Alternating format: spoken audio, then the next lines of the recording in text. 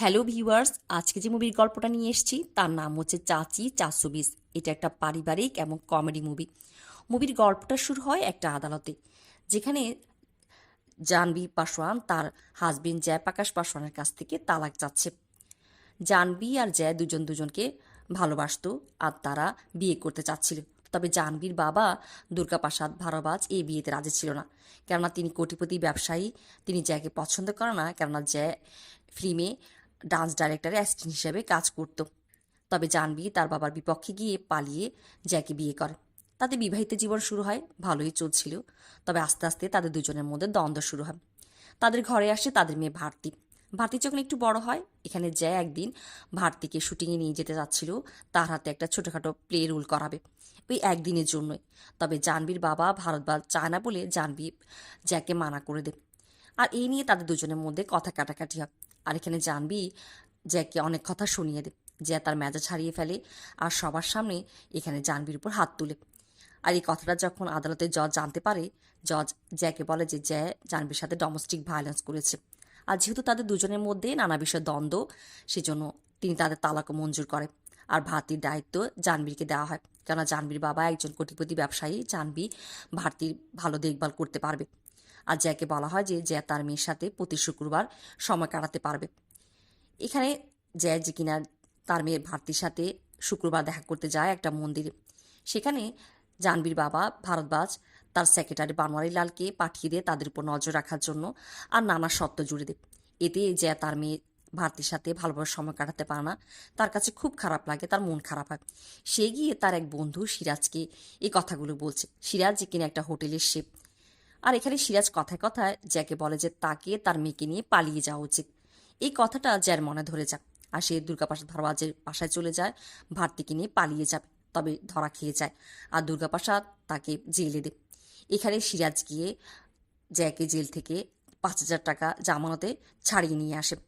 তারা যখন বাইরে আসে, এখানে যে একটা খবরের কাগজের টুকরা দেখতে পায় রাস্তায়, সেটা তুলে নিয়ে আর সেখানে সে দেখতে পায় যে জাহ্নবী ভারতবাজ তার মেয়ে ভারতীর জন্য একটা ন্যানির খোঁজ করছে। আর এই সুযোগটা জয় লুফে নেয়। সে গিয়ে তাদের মেকআপ আর্টিস্টের হাতে নিজেকে একজন ৬০ বছরের চাচি বানিয়ে জাহ্নবীর বাসায় চলে যায় ন্যানির ইন্টারভিউ দেওয়ার জন্য। তবে এখানে তাদের সেক্রেটারি আগে থেকে একজন মহিলাকে ঠিক করে রেখেছিল। তবে এখানে একটা ঘটনা ঘটে যায়। ভারতী যে কিনা তাদের কাজের লোকদের সাথে আতশবাজি খেলছিল, তার কাপড়ে আগুন ধরে যায়। আর এখানে জয় যে কিনা লাক্ষ্মী চাচি, সে যে ন্যানি ইন্টারভিউ দিতে গেছে, সে গিয়ে ভারতীকে নিয়ে গিয়ে একটা সুইমিং পুলে ফেলে দেয়। এতে ভারতী কাপড়ে যে আগুন ধরেছিল সেটা নিভে যায়। আর এখানে আমরা দেখেছি ভারতীকে দেখার জন্য তাদের পারিবারিক ডক্টর রাহুল আসে। ডক্টর রাহুল বলছে যে যেই ভারতীকে সুইমিং পুলে ফেলে দিয়েছে সে খুবই ভালো কাজ করেছে। যদি ভারতীকে কম্বল দিয়ে পেঁচানো হতো তবে তার জন্য এটা খারাপ হতো। এগুলো শোনার পর জাহ্নবী ও তার বাবা দুর্গাপ্রসাদ লাক্ষ্মী চাচির উপর খুশি হয়ে যায় আর তাকে ভারতী দেখাশোনা করার জন্য নিয়ে নেয়। এভাবেই জয় যে কিনা লাক্ষ্মী চাচি তার মেয়ের কাছাকাছি আসার সুযোগ পেয়ে যায়। তবে ভারতী তার বাবা জয়কে চিনে ফেলে। ওদিকে জয়ের যে বাসার মালিক হ্যারি ভাই, সেও লাক্ষ্মী চাচিকে দেখেছে। তার নজর পড়ে লাক্ষ্মী চাচির উপর। আর জয়ের বাসা আসা যাওয়া করে তার সাথে শুটিংয়ে কাজ করা একটা মেয়ে, যার নাম রত্না। সেও জয়কে পছন্দ করে। জয় রত্না আর হ্যারি ভাই তাদের দুজনের কাছ থেকে পালিয়ে একরকম পালিয়ে তাদের কাছ থেকে চাচি সেজে প্রতিদিনই ভারতীর কাছে আসে। আর এভাবেই চলতে থাকে। ওদিকে দুর্গাপ্রসাদের বাসায় যে মহিলা রান্নার কাজ করে, সে প্রতিদিনই তাদের বাসায় চুরি করতে থাকে। এটা লাক্ষ্মী চাচি দুর্গাপ্রসাদের সামনে নিয়ে আসে। এতে দুর্গাপ্রসাদ লাক্ষ্মী চাচির উপর অনেক খুশি হয়ে যায়। একদিন তারা সবাই মিলে যখন বাজারে যায়, যেখানে ডক্টর রাহুলও যায়, এদিকে জাহ্নবীকে একটা গুন্ডা এসে তাকে উত্ত্যক্ত করতে চায়। ডক্টর রাহুল ভয় পেয়ে যায়, জাহ্নবীকে নিয়ে সেখান থেকে চলে আসতে চায়। ওদিকে লাক্ষ্মী চাচি গিয়ে সে গুন্ডাকে শায়েস্তা করে। এটা যখন দুর্গাপ্রসাদ জানতে পারে, দুর্গাপ্রসাদ ডক্টর রাহুলের উপরে খুব রাগ করে যে সে একজন ভীতু। সে এই গুন্ডাকে না মেরেই জাহ্নবীকে নিয়ে সেখান থেকে পালিয়ে আসতে চেয়েছে। এখানে দুর্গাপ্রসাদ চেয়েছিল যে ডক্টর রাহুলের সাথে জাহ্নবীর বিয়ে দিবে। তবে লাক্ষ্মী চাচি বলছে যে যদি জাহ্নবী ডক্টর রাহুলকে পছন্দ করে। দুর্গাপ্রসাদ বলছে যে জাহ্নবীর পছন্দকে তিনি পাত্তা দেয় না, কেননা জাহ্নবী এর আগেও যাকে পছন্দ করেছিল তাকেও তার পছন্দ ছিল না। আর এই জন্য তিনি তাদের দুজনের মধ্যে দ্বন্দ্ব সৃষ্টি করে তাদের তালাকও নিয়ে নিয়েছে। আর এগুলো বলতে বলতে দুর্গাপ্রসাদ যে কিনা ট্রেডমিলে দৌড়াচ্ছিল তার হার্ট অ্যাটাক চলে আসে। আর জয়া যে কিনা লাক্ষ্মী চাচি সে দুর্গাপ্রসাদকে হাসপাতালে নিয়ে যায়। আর এখানে দুর্গাপ্রসাদ বেঁচে যায়। এতে দুর্গাপ্রসাদ লাক্ষ্মী চাচির উপর আরও বেশি সন্তুষ্ট হয়ে যায়, খুশি হয়। আর লাক্ষ্মী চাচিকে এই প্রস্তাব দিয়ে বসে যে তার বাকিটা জীবন তিনি লাক্ষ্মী চাচির সাথে কাটাতে চায়। এতে জয়া যে কিনা লাক্ষ্মী চাচি ভালোই একটা বেকায়দায় পড়ে যায়। ওদিকে জয়ার যে বাসার মালিক হ্যারি ভাই, যেও কিনা তার স্ত্রীকে হারিয়েছে বেশ কয়েক বছর হয়েছে, সেও লাক্ষ্মী চাচিকে বিয়ে করতে চায়। এতে জয় ভালোই একটা সমস্যায় পড়ে। তবে সে চিন্তা করে যে তাকে বেশ শান্তভাবে এদের দুজনকে হ্যান্ডেল করতে হবে। যার সাথে দেখা হয় তার বন্ধু সিরাজে। সিরাজ ইদানিং একটা ছোটোখাটো হোটেলে কাজ করছে।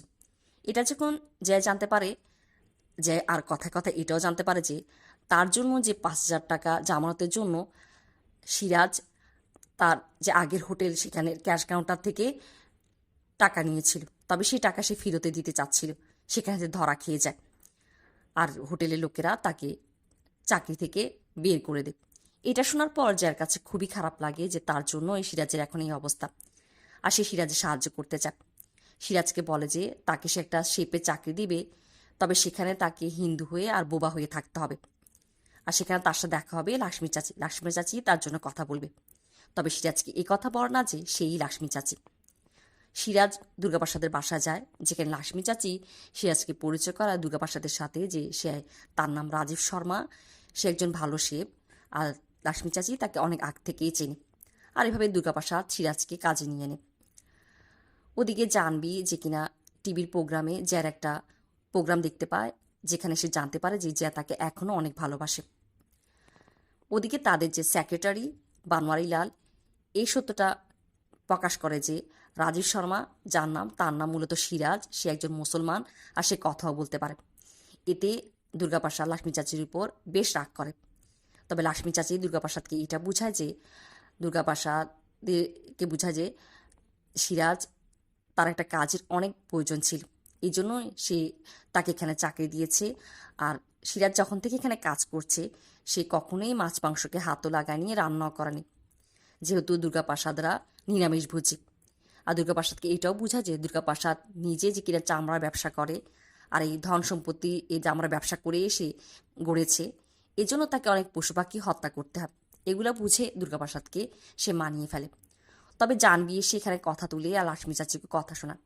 এদিকে দুর্গাপ্রসাদ যে কিনা ইদানিংকালে লাক্ষ্মী চাচিকে অনেক বেশি সাপোর্ট করে, সে জানবিকে কথা শুনিয়ে দেয় যে জানবি এটা জানবির বাসা নয়, জানবি তার ঘর সংসার ছেড়ে এখানে এসছে, এটা দুর্গাপ্রসাদের বাসা।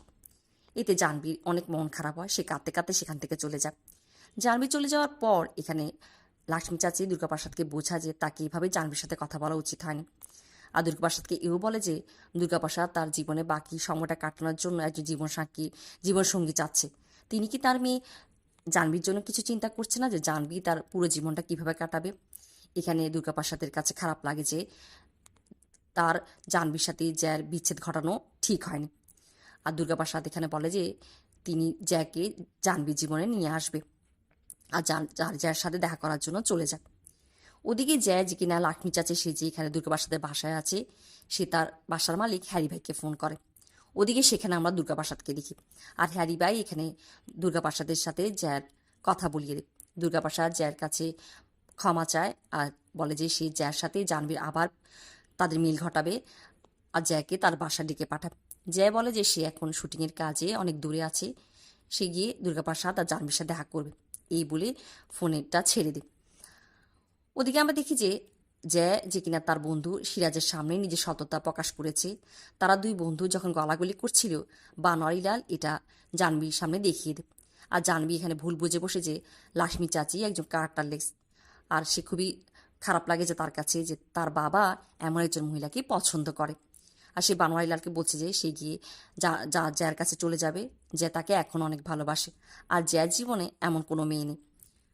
আর জানবি জ্যার কাছে চলে যায়। ওদিকে বানোয়ারিলাল জ্যার কাছে মানে লাক্ষ্মী চাচিকে এটা বলে যে জানবি জ্যার সাথে দেখা করতে গেছে। জ্যাও জানবি পিছে পিছে যায়। এখানে জানবি গিয়ে জ্যার বাসায় রত্নাকে দেখে আর সে এটাও জানতে পারে যে লাক্ষ্মী চাচি জ্যার বাসায় আসা যাওয়া করে। এটা শুনে তার কাছে অনেক রাগ লাগে আর সে সেখান থেকে এটা বলতে বলতে চলে আসছে যে সে গিয়ে নিজেকে শেষ করে দেবে। ওদিকে জয় যে কিনা লাক্ষ্মী চাচি গিয়ে রত্নার সাথে কথা বলে, রত্না তাকে সব কিছু খুলে বলে আর বলে যে জাহ্নবী এটা বলতে বলতে চলে গেছে যে সে নিজেকে শেষ করে দেবে। জয় জাহ্নবীর পিছে যায় আর সে গিয়ে দেখে যে জাহ্নবী একটা ব্রিজ থেকে নদীতে ঝাঁপ দিয়েছে।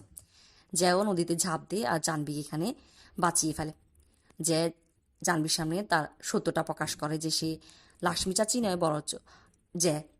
আর এটা জেনে জাহ্নবী অনেক খুশি হয়। আর জয়কে জাহ্নবী বলে যে তাকে গিয়ে তার বাবার সামনে এটা বলার জন্য। তবে জয় জাহ্নবীকে বলে যে তার বাবা যদিও লাক্ষ্মী চাচির সব কথা মেনে নিত, তবে তিনি এটা কখনোই মানতে পারবেন না যে জয় লাক্ষ্মী চাচি। আর তারা দুজন মিলে এই বুদ্ধি খাটায় যে তারা গিয়ে দুর্গাপ্রাসাদকে এই কথা বলবে যে জাহ্নবীকে বাঁচাতে গিয়ে লাক্ষ্মী চাচি নদীতে ডুবে মারা গেছে। আর এই কথা গিয়ে তারা সবার সামনে বলে। আর এখানে সবাই মিলে লাক্ষ্মী চাচির জন্য অনেক দুঃখ প্রকাশ করে যে লাক্ষ্মী চাচি একজন ভালো মানুষ ছিল, আর তার জন্য প্রার্থনা করে। জয় আর জাহ্নবীর মিল হয়। এভাবেই এই গল্পটা শেষ হয়।